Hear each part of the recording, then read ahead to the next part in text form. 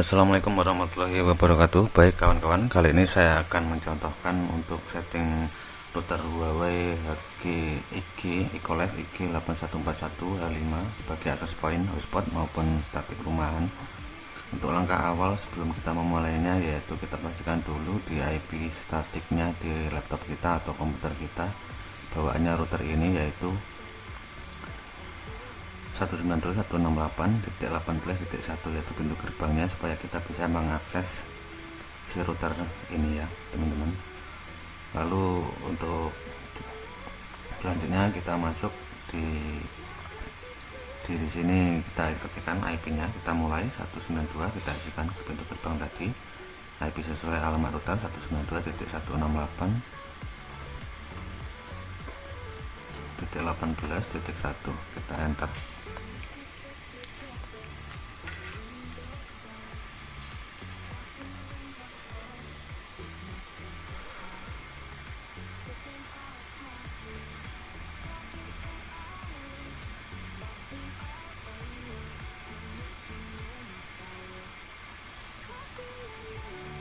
Sudah masuk, kita masukkan untuk username dan passwordnya, yaitu IP admin.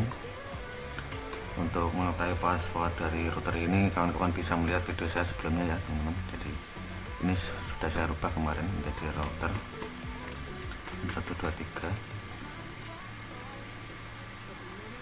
Kemudian kita login.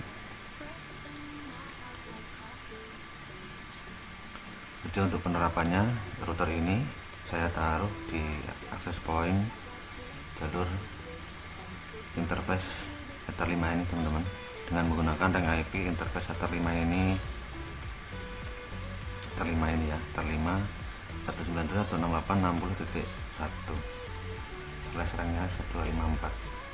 Kemudian untuk memulainya kita rubah dahulu dari segmentasi IP nya, karena jaringan yang kita gunakan nanti adalah Ether 5 yang tadi kita akses dari ini.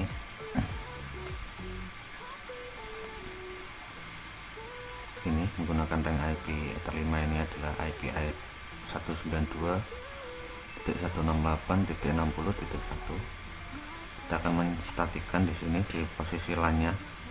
Kita ganti dahulu awal permulaan settingnya di LAN-nya, karena jaringan menggunakan 192.168.60.1. saya akan menanamkan merubah IP ini menjadi 192.168.60.20.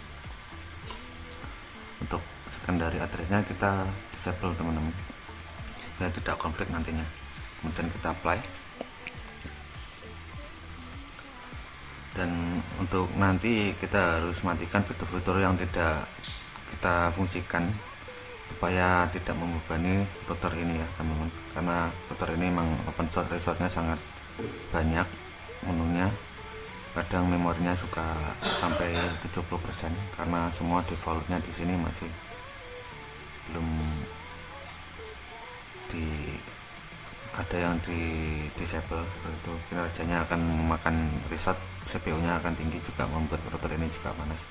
Setelah kita menggantinya, kita masuk kembali ke segmentasi IP supaya kita bisa memanggil IP yang sudah kita rubah tadi. Balik lagi ke menu pengaturan network, kemudian check and data, klik kanan, kemudian properties.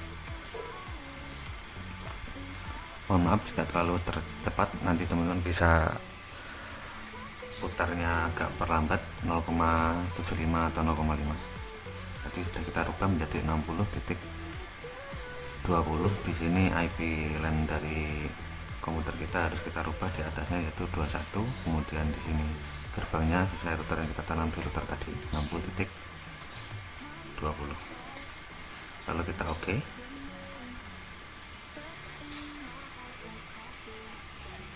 Kita tunggu dulu sampai terhubung menjadi ada indikasi network 38. Jika seperti ini berarti sudah berhasil sesuai kita set rubah tadi.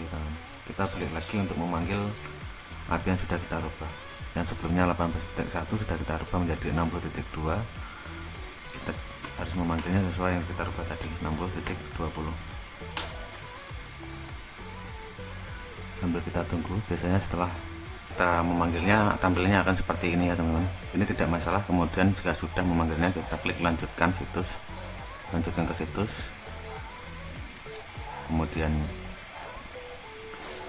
akan meredirect kembali ke login page halaman ini, kemudian klik lanjutkan, klik paling sendiri lanjutkan. Ini tidak masalah karena ini menggunakan jaringan akses lokal, bukan publik, karena memang router ini menggunakan HTTPS, karena yang seri-seri router sebelumnya menggunakan HTTP. Kita masuk lagi menggunakan username-nya ipadmin. Passwordnya di sini sudah saya rubah ya teman-teman.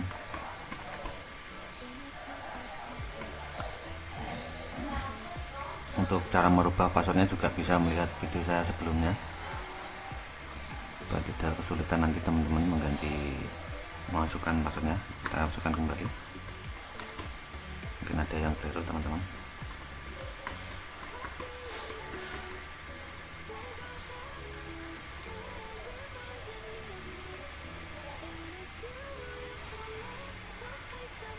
Oke, setelah kita sudah masuk, router ini akan saya gunakan sebagai access point di router klien yang menggunakan jaringan IP 192.168.60.1,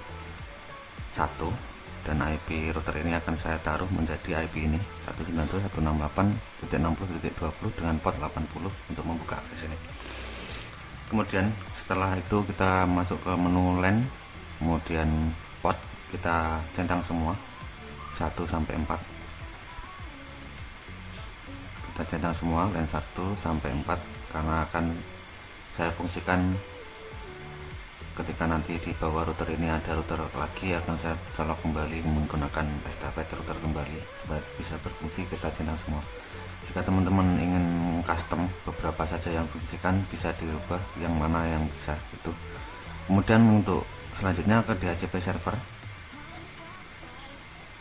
lalu kita di sini kita statikkan sesuai LAN tadi, karena IP LAN-nya adalah 60.192.60.60.20. Untuk start IP-nya harus kita rubah menjadi start 21. Supaya apa teman-teman? Supaya tidak crash nanti IP-nya ada yang sama di router lain. Range-nya harus, sebelum router ini kan ada IP 192.168.60.1. Jadi 60.2 sampai 60.920 nanti digunakan router sebelumnya.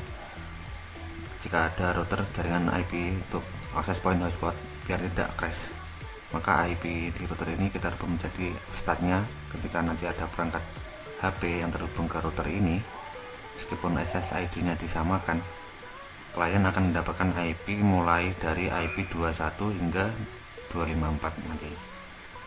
Begitu juga untuk router selanjutnya, jika kita tancapkan ke router ini, nanti juga kita akan rubah di sini startnya IP 20.30, supaya apa, rank IP 20 hingga 30 nanti tidak konflik dengan IP di bawah 30. Mudah-mudahan teman-teman bisa lebih jelas nantinya. Kalau kurang jelas bisa diisi di kolom komentar, kita sesuaikan 60.1. Kita jangan disable dulu ya DHCP nya supaya tidak bingung nanti ketika tidak bisa dipanggil aksesnya. Kita isikan sesuai DNS nya, sesuai gateway dari 60.1. Lalu sekunderinya kita pakai OpenDNS. Kalau ini bisa disesuaikan, bisa diisi atau tidak masalah. Kalau saya kebiasaan suka mengisinya supaya klien mendapatkan otomatis DNS nya tertanam ketika HP terhubung menggunakan DHCP secara dinamik. Jika sudah di sini, kita nonaktifkan beberapa fitur di router ini yang tidak kita gunakan, seperti port telepon dan IPTV dan DHCP segmentasi IPv6, karena hari ini belum mumpuni. Mungkin nanti kita akan gunakan ketika sudah banyak perangkat-perangkat yang support menggunakan IPv6. Hari ini kita masih menggunakan port IP IPv4. Kemudian jika sudah masuk, kita ganti IPv6 nya juga menjadi 70.1, kemudian MTU nya kita ubah menjadi 1492.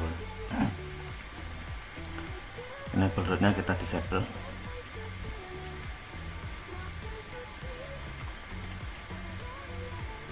supaya tidak membebani CPU ini. Kemudian di IPv6 nya kita rubah ke SLAC, kita klik apply, sudah seperti ini.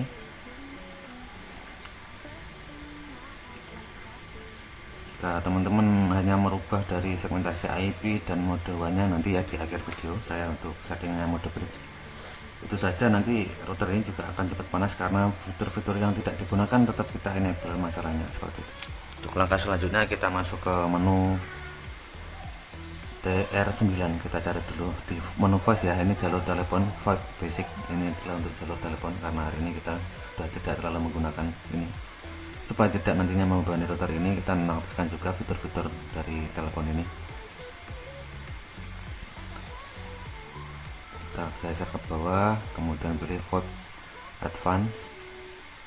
Di sini ada yang belum masih enable, kita disable semua, disable. Kemudian di sini juga enable semua.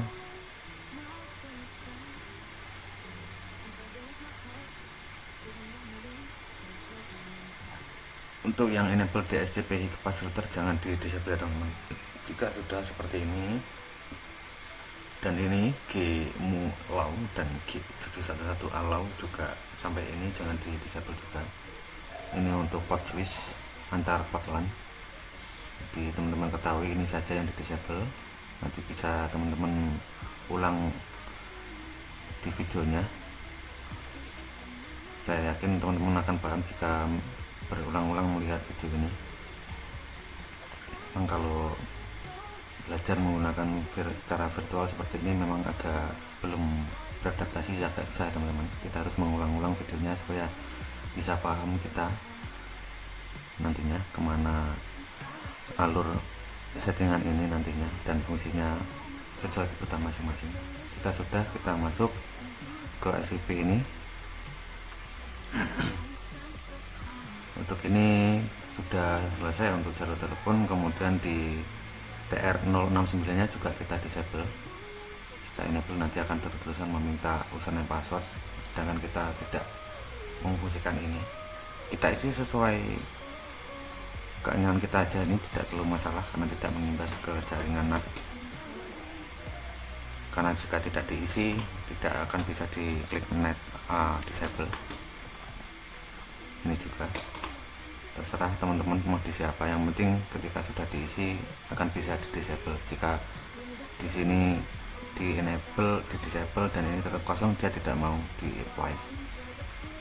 Kemudian jika nanti teman-teman ingin mengganti akunnya, ini bisa di menu akun manajemen, nanti dirubah sesuai kebutuhan teman-teman. Old password isikan sesuai bawaan belakang router masing-masing dan ganti minimal karakternya seperti ini yang ada di petunjuk web ini. Lalu untuk langkah akhir kita masuk ke menu DHCP server, kita disable IP addressnya, disable karena menggunakan jaringan bridge nantinya. Kita klik apply, kita tunggu dulu prosesnya. Nah sudah, kita masuk ke menu, yaitu ke menu WAN ya teman-teman. Menu WAN ini adalah langkah akhir supaya router ini nanti bisa menggunakan jaringan bridge dari mikrotip yang kita punya di server. Kita pilih menu new, lalu kita pilih bridge WAN. Ini internet jangan di NAT, kita pilih order dan VLAN-nya kita disable, lainnya kita centang semua karena untuk jaringan hotspot maupun rumah statik. Dan SSID yang kita gunakan adalah SSID 1, kita gunakan centang ini. Jika sudah, klik apply. Jika sudah berhasil seperti ini, kita cek lagi apakah sudah betul kita settingannya tadi di mode WAN-nya, karena ini kuncinya ketika kita menggunakan access point Huawei 8141H5 ini. Kita modenya bridge, LAN port bindingnya centang semua, kemudian SSID nya 1 juga centang. Jika sudah, belum selesai ya teman-teman, ada langkah akhir lagi. Kita masuk ke WLAN. Di sini kita sesuaikan biar tidak intervensi di gelombang radionya, juga kita open nantinya passwordnya.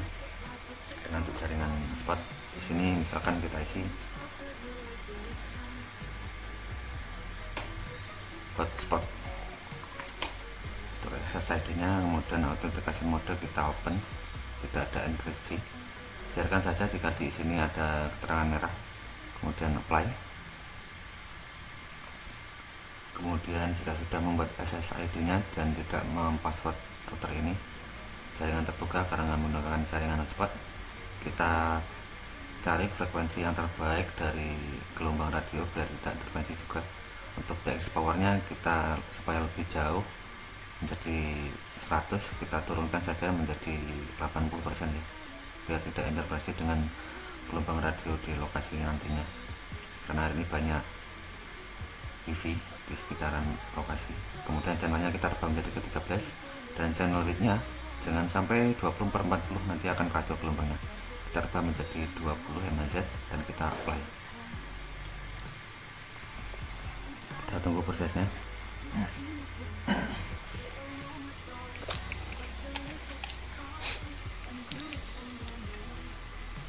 Di sini sudah selesai ya teman-teman. Jadi router ini nantinya bisa digunakan di jaringan hotspot menggunakan IP lainnya di bawahnya mikrotik tadi dengan menggunakan IP 192.168.20.1 dan kita cek di jaringan hotspot nantinya kita menggunakan di jaringan server di address ini. Nantinya tinggal tancap semua yang mengarah ke ether 4, ether 5 ini, menggunakan IP yang sudah kita rubah di access point tadi menjadi 60.20 dan rank IP ini startnya dia itu 60.1. tinggal tancap, nanti pasti bisa teman-teman. Sekian dulu tutorial dari saya. Wassalamualaikum warahmatullahi wabarakatuh.